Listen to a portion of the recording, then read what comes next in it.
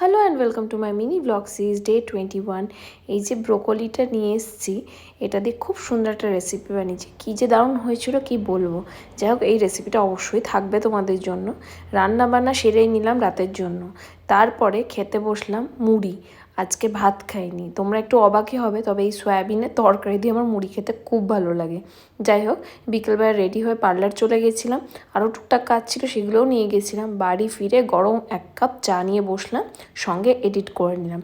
তারপর ভাজলাম গরম গরম পরোটা, তার সঙ্গে হবে এই ব্রোকলির দারুণ একটা টেস্টি রেসিপি।